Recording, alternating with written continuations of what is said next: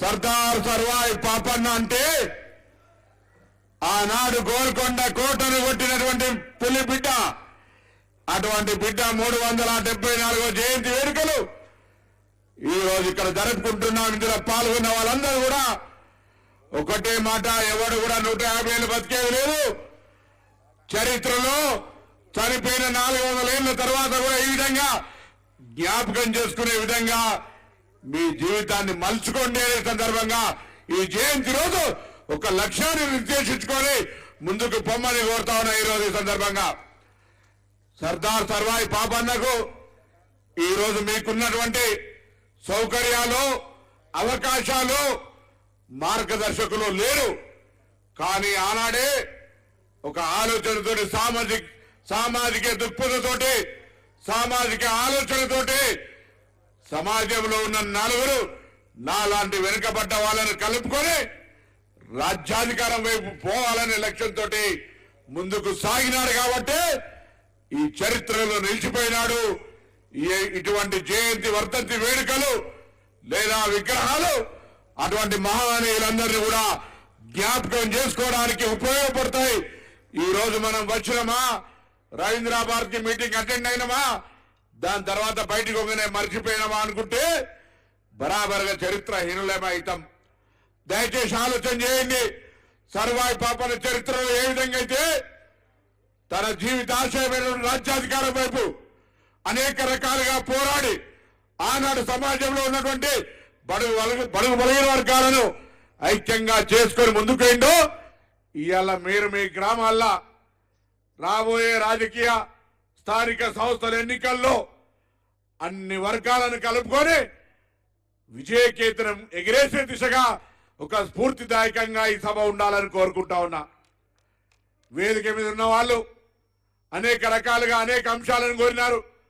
తప్పకుండా ప్రభుత్వ ప్రతినిధిగా మరొక్కసారి మీ అందరికీ వేదిక ద్వారా రికార్డెడ్గా విశ్వాసాన్ని కలగజేస్తా ఉన్నాం.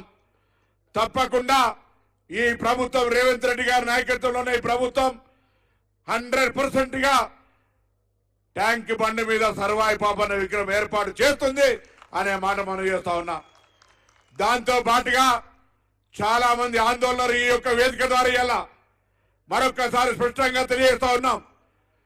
ఈ తెలంగాణ ప్రజాపాలన ప్రభుత్వం, ఈ తెలంగాణ ప్రజాప్రభుత్వం రేవంత్ రెడ్డి గారు ముఖ్యమంత్రిగా, ఉప ముఖ్యమంత్రి గారు పట్టు విక్రమార్క గారు, ప్రభుత్వ కార్యదర్శి బుర్రా వెంకటేశం గారు, సంబంధిత శాఖ మంత్రి పొన్నం ప్రభాకర్ గా, సహచర మంత్రులు శాసనసభ వేదికగా ఏనాడైతే కుల గణనకు మేము తీర్మానం చేసి కేబినెట్ లో ఇచ్చి జీవో నెంబర్ ఇచ్చి 150 కోట్లు ఇచ్చినామో, తప్పకుండా రాబోయే స్థానిక సంస్థల ఎన్నికలు కుల గణనతో జరిగిన తర్వాతనే తొందరలోనే ఆ కార్యక్రమం జరగబోతుంది.